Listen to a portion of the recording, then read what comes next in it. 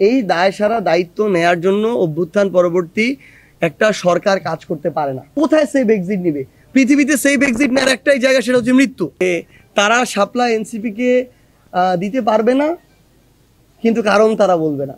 খুবই প্যাথেটিক একটা স্বাধীন সাংবিধানিক প্রতিষ্ঠান অভ্যুত্থান পরবর্তী বাংলাদেশে এভাবে স্বেচ্ছাচারিতামূলক হয় আচরণ করছে, না হয় এটা তারা কারো চাপে পড়ে আমাদের সাথে এই বৈষম্য করছে। সো এটা তো আমরা কোনোদিনও মানবো না, এটা হতেও দিব না। সো যেহেতু কোনো আইনগত বাধা নেই, এনসিপি আগামী নির্বাচনে অংশগ্রহণ করলে শাপলা প্রতীক নিয়ে অংশগ্রহণ করবে। আমরা যতদূর জানি যে এখন একটা তাদের মধ্যে পজিটিভ আলোচনা হচ্ছে। আমরা আশা করি যে তারা স্বাধীন সাংবিধানিক প্রতিষ্ঠান হিসেবে তাদের আস্থাটা ধরে রাখার কাজ করবে, ওই অনুযায়ী তারা পদক্ষেপ নেবে, তার কথা দিয়েছেন।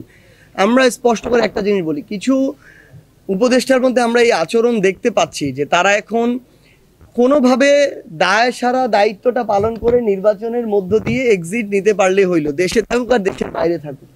এই দায়সারা দায়িত্ব নেয়ার জন্য অভ্যুত্থান পরবর্তী একটা সরকার কাজ করতে পারে না।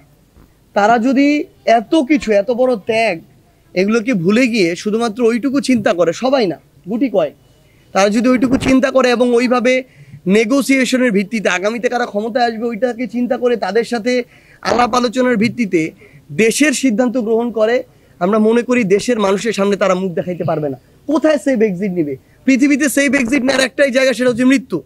এর চেয়ে তো আর সেফ এক্সিট, এছাড়া কোনো সেফ এক্সিট নাই। আপনি পৃথিবীর যেই প্রান্তে চান সেখানেই বাংলাদেশের মানুষ আপনাকে ধরবে।